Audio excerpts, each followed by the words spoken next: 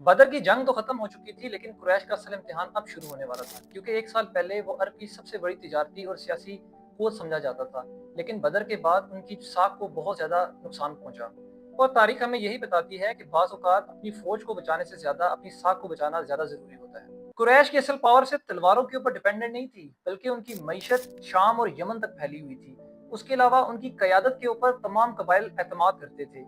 और कुरैश का इन्फ्लुएंस इतना ज्यादा था कि मक्का को नाकाबिले शिकस्त तस्वर किया जाता था, लेकिन ग़ज़वा बदर ने इन तीनों पिलर्स को शिकस्त दी। अब सवाल ये नहीं था कि कुरैश जंग हार गया, अब सवाल ये था कि अगर वो खामोश बैठ गए तो बाकी कबाइल उनके ऊपर एतमाद करना छोड़ देंगे। इंटरनेशनल पॉलिटिक्स में भी पावर का मतलब ये नहीं है जो आप मिलिट्री स्ट्रेंथ रखते हैं, बल्कि पावर का मतलब वो भी होता है जो कि दूसरे आपके बारे में सोचते हैं। जब ये तासर कमजोर होने लगता है तो रियासतें अपनी हैसियत को दोबारा साबित करने की कोशिश करते हैं, और 7वीं सदी के अरब के अंदर भी यही असूल राइज था। और कुरैश ने अपनी शिकस्त को आखिरी चैप्टर नहीं समझा, बल्कि उन्होंने अगली जंग की तैयारी की। रवायात के मुताबिक मक्का की क़यादत ने दोबारा से अपने तिजारती वसाइल को मुनज़्ज़म किया, और उसके साथ अपने जो कबायली तहादी हैं उनको मजबूत किया, और एक बड़ी फौज की तैयारी की। ये सिर्फ इंतकाम की तैयारी नहीं थी, बल्कि ये अपनी सियासी हैसियत, अपनी माशी सलामती और अपनी इलाकाई क़यादत की बहाली की कोशिश थी।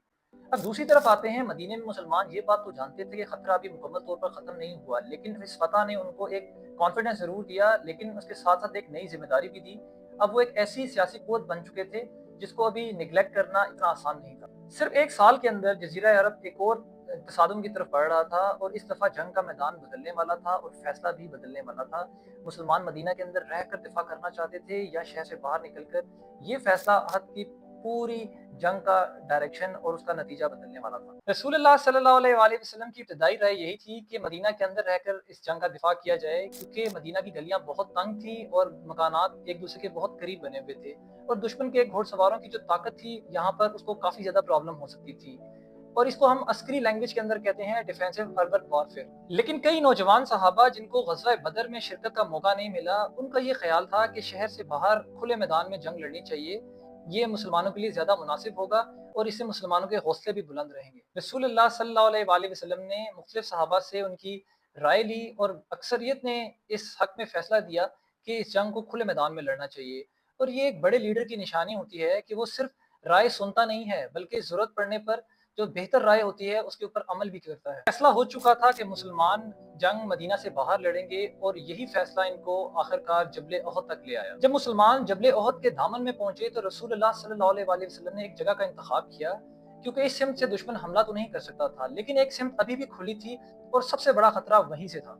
वहां एक छोटी सी पहाड़ी मौजूद थी जिसे बाद में जबले रमाता कहा गया, जिसका मतलब है तीरंदाजों की पहाड़ी। रसूलुल्लाह सल्लल्लाहु अलैहि वसल्लम ने 50 माहिर तीरंदाजों को वहां पे डिप्लॉय किया, और जिसकी क़यादत हज़रत अब्दुल्ला बिन जुबैर कर रहे थे। उन्हें एक वाज़ह हिदायत की गई कि ये जगह हरगिज़ ना छोड़ना, चाहे हमें फतह हो, चाहे हमें पसपाई हो।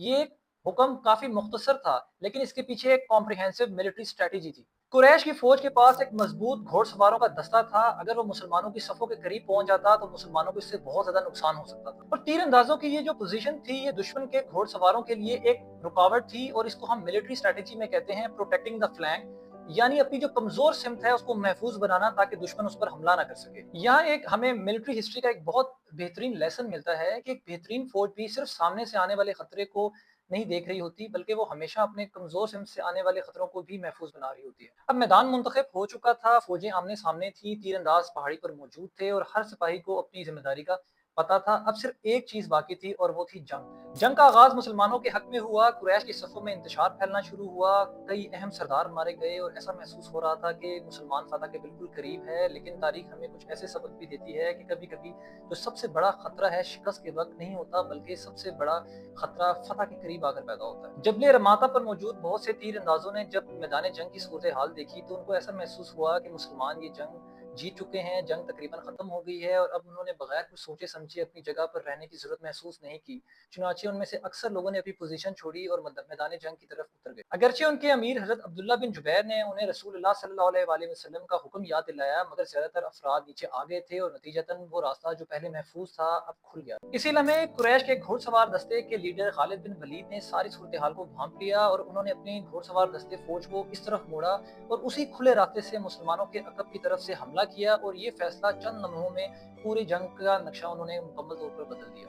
यहाँ ये बात समझना ज़रूरी है कि खालिद बिन वलीद ने कोई नई जंगी हिकमत अमली ईजाद नहीं की थी, बल्कि उन्होंने उसमें एक अपॉर्चुनिटी देखी और उसी अपॉर्चुनिटी से फ़ायदा उठाया। और यही एक अज़ीम कमांडर की निशानी है कि वो अक्सर यही करते हैं कि दुश्मन की गलती का इंतज़ार करते हैं और फिर फैसलाकुन हमला करते हैं। चंद लम्हे पहले जो फ़ौज पहले आगे बढ़ रही थी, पेशकदमी कर रही थी, अब दोनों तरफ से दबाव में आने लगी और उनमें इंतशार फैल गया और उनकी सफ़ें मुंतशिर होने लगीं और अफ़वाहें फैलने लगीं और मैदान जंग का जो नक्शा है वो अचानक से तब्दील हो गया। ये सिर्फ एक मिलिट्री चेंज नहीं थी, बल्कि ये डिसिप्लिन, अतात और अपनी जंगी फैसलों की अहमियत के बारे में है। कि ग़ज़वा उहद हमें यही सिखाता है कि बाज़ औक़ात दुश्मन की ताकत से ही हम जंग नहीं हारते, बल्कि अपनी पोज़ीशन छोड़ने से भी जंग हारी जा सकती है। जब उहद की जंग खत्म हुई तो पूरे अरब में एक ही सवाल गूंज रहा था कि आखिर इस जंग का फातेह कौन है। तो कुरैश ने अपनी खोई हुई साख का एक हिस्सा तो बहाल जरूर किया, लेकिन अगर पूरे मंजरनामे को देखा जाए तो इस तस्वीर से कहीं ज्यादा ये कॉम्प्लिकेटेड नजर आता है। कुरैश मदीना पर कब्जा न कर सके, इस्लामी रियासत को खत्म न कर सके, रसूलुल्लाह सल्लल्लाहु अलैहि वसल्लम की क़यादत बरकरार रही और मुसलमान चंद ही महीनों बाद दोबारा से मुनज़्ज़म हो गए। यानी उहद ने मुसलमानों को खत्म नहीं किया, बल्कि उनको पहले से ज्यादा मुनज़्ज़म और हकीकत से रोशनास कराया। तारीख की बड़ी बड़ी जंगें सिर्फ फतूहात नहीं सिखाती, बाज़ औक़ात शिकस्तें भी कौमों की बेहतरीन उस्ताद बन जाती हैं और ग़ज़वा उहद भी उनमें से ही एक थी। अगर बदर ने मुसलमानों को एतमाद दिया तो उहद ने मुसलमानों को एक एहतियात सिखाई। अगर बदर ने मुसलमानों को फतह दिखाई तो उहद ने वही मुसलमानों को डिसिप्लिन की प्राइस बताई। अगर बदर ने मुसलमानों को मनसूबा बंदी की अहमियत बताई तो उहद ने यह साबित किया कि बेहतरीन मनसूबा बंदी उसी वक्त कामयाब होगी जब हर फर्द अपनी जिम्मेदारी को मुकम्मल तौर पर आखिर तक निभाएगा। और यही वजह है कि दुनिया की तमाम मॉडर्न मिलिट्री एकेडमीज के अंदर ग़ज़वा उहद का वाक़या सिर्फ एक स्टोरी की तरह नहीं बताया जाता, बल्कि इसमें मौजूद जो जंगी असूल हैं उनको आज भी समझाया जाता है, जिसमें लीडरशिप है, वाज़िया उनके अहकामात हैं, उसका हुक्म है, डिसिप्लिन है और मैदान जंग में जो पेशेंस है उसके असूल हैं। क्योंकि ये 7वीं सदी में भी उस वक्त कामयाब थे और आज की मॉडर्न वॉरफेयर के अंदर भी यही असूल राइज है।